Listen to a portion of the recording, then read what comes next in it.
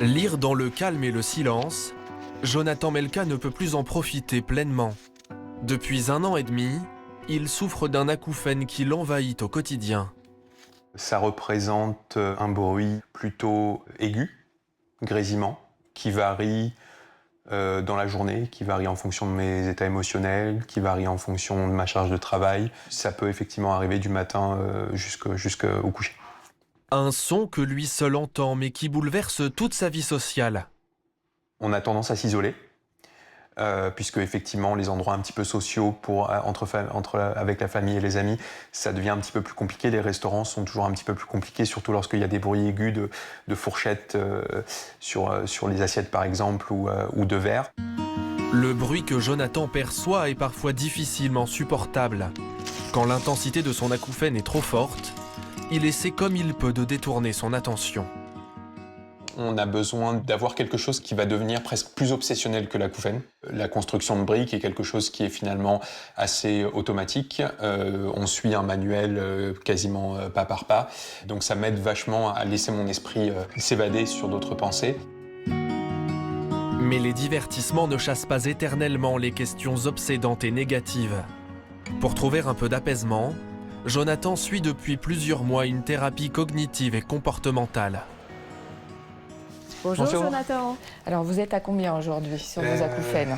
5. 5 sur 10, ok, parfait. Est-ce qu'il y a eu des pensées automatiques néfastes sur lesquelles vous aimeriez qu'on travaille? On repart un peu sur les schémas de pensée classiques, c'est-à-dire ça partira jamais, ou alors ça va continuer d'augmenter, etc., etc. D'accord. Tous mes patients donnent les mêmes pensées automatiques néfastes dès les premières consultations.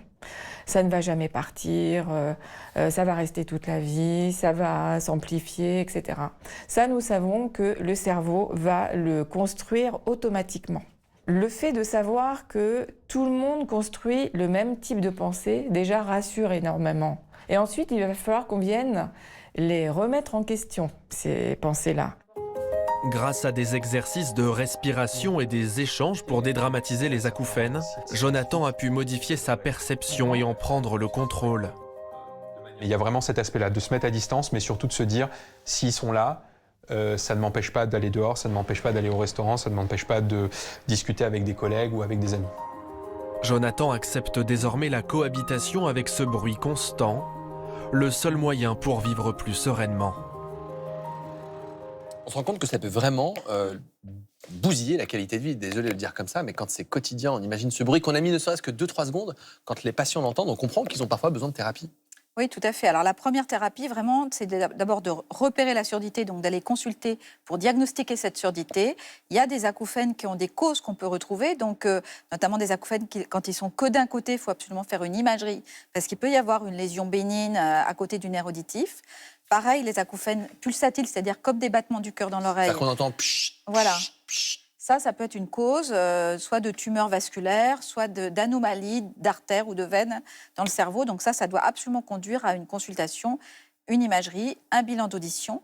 Quand il y a une surdité, il faut absolument réhabiliter cette surdité. Et on a beaucoup de moyens maintenant de réhabiliter la surdité. Ça veut dire que si on s'appareille et que c'est dans le cadre, si on a des acouphènes dans les cadres d'une baisse de l'audition, ouais. Si on s'équipe avec une prothèse qui corrige le trouble de l'audition, on peut corriger l'acouphène. Exactement. En fait, quand on porte la prothèse, ça fait baisser l'intensité de l'acouphène, voire les patients ne l'entendent plus du tout, parce que justement, ça permet de recalmer ce système de nerf auditif hyperexcité, de le re-réguler. C'est une régulation centrale. Le soir, quand on enlève la prothèse pour dormir, l'acouphène peut remonter, mais c'est généralement beaucoup mieux toléré au total que si on ne se fait pas réhabiliter.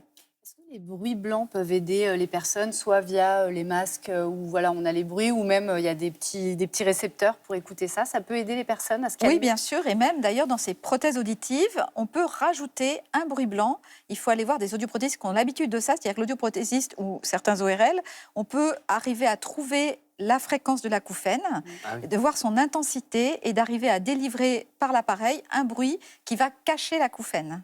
Voilà, donc on commence par donner un appareil qui ne fait qu'amplifier pour réhabiliter l'audition. Si ce n'est pas suffisant, on peut rajouter cela. Et ça c'est vraiment un bon moyen d'améliorer les choses. Est-ce que tous les médecins ORL sont apte à traiter, évaluer un acouphène? Parce que, c'est une question peut-être un peu bête, mais les ORL sont surspécialisés parfois. Mais est-ce que l'ORL du quartier peut soulager et prendre en charge un acouphène? Ah oui, bien sûr, parce que tous les ORL font des examens de l'audition et les ORL savent que quand il y a tel et tel symptôme, ce que je vous ai dit, unilatéral, les acouphènes pulsatiles, il faut faire une imagerie. Ça, tout le monde est formé pour cela. Après, ce dont je vous parle pour ce qu'on appelle l'acouphénométrie, c'est-à-dire le moyen de mesurer l'acouphène, tous les ORL ne le font pas. C'est souvent des audioprothésistes spécialisés là-dedans qui font ce type de test. Alors parfois, quand on voit des patients qui souffrent d'acouphènes, moi j'en ai vu quelques-uns et à chaque fois je me dis mais ils ont l'air très stressés. Et je ne sais pas s'ils sont stressés à cause de l'acouphène ou est-ce que comme ils sont stressés, ils perçoivent plus l'acouphène. Et je ne sais pas dans quel sens, entre guillemets, on peut les voir. Alors est-ce que le stress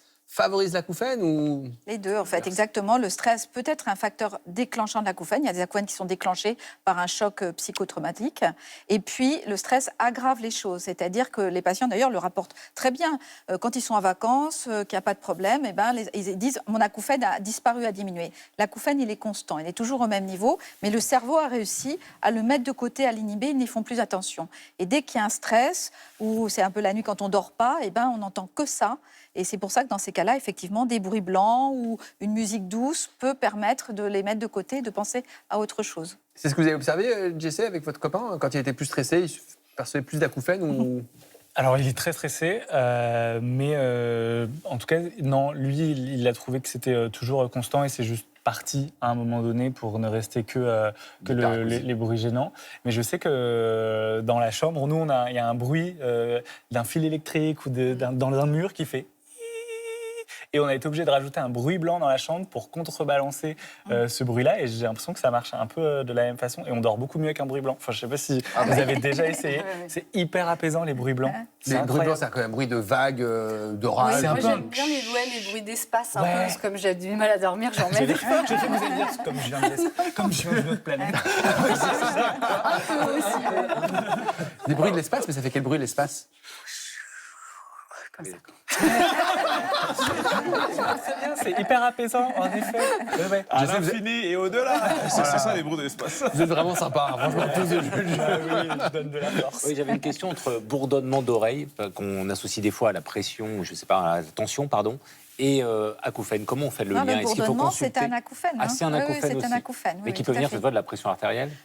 Oui, ça peut également, la pression D'accord. artérielle. Oui, tout à fait. Est-ce qu'il existe des médicaments qui peuvent soulager un acouphène? Parce que parfois on se dit j'aimerais prendre un traitement et c'est une demande parfois des patients. Et non, il n'y a aucun traitement. Il faut faire attention parce qu'il y a pas mal d'arnaques là-dessus. Il n'y a aucun traitement pour l'acouphène. Par contre, quand on est trop stressé, eh bien, il faut se faire prendre des anxiolytiques qui peuvent avoir un effet secondaire sur l'acouphène, mais qui traînent en premier lieu l'anxiété ou la dépression si c'est associé à une dépression. Mais on ne peut pas prendre des anxiolytiques toute sa vie à cause de... Mais souvent, ça peut permettre de passer un cap, en fait. Ça peut permettre de passer un cap pour diminuer l'acouphène et après se passer progressivement d'anxiolytiques. Il y avait Alain, un téléspectateur, qui m'avait écrit pour me demander si l'acupuncture pouvait aider. On lui a suggéré, donc il aurait aimé savoir. Alors, pas directement sur l'acouphène, mais là encore, sur le stress, c'est comme les bruits blancs. Peut-être pour d'autres, ça sera de faire du macramé ou quelque chose, ou des briques, comme on l'a vu dans le reportage. Voilà, il faut trouver son emploi, son occupation pour essayer de passer au-delà et de passer outre. Et attention de ne pas d'oublier. tomber, vous le disiez, dans des dérives et de se faire un peu... Parce qu'on peut être tenté sur Internet, on a divers produits... Ça, c'est des arnaques. Il n'y a aucun traitement médical reconnu à ce jour qui a fait la preuve de son efficacité. Il y a la réhabilitation de l'audition par les appareils auditifs ou l'implant cochléaire dans les surdité très sévères et les thérapies comportementales. Comme on a vu dans le reportage, ça, les Exactement. thérapies comportementales et cognitives... Soit en ça, c'est validé. présentiel avec des psychologues qui sont formés. Il existe même maintenant des applications qui permettent de faire sa propre thérapie, qui sont prescrites sur ordonnance avec des moments de méditation, des moments de bruit, qui peuvent permettre de se rééduquer seul sans forcément aller voir une psychologue. Eh bien, merci d'avoir répondu à toutes nos questions, c'était passionnant.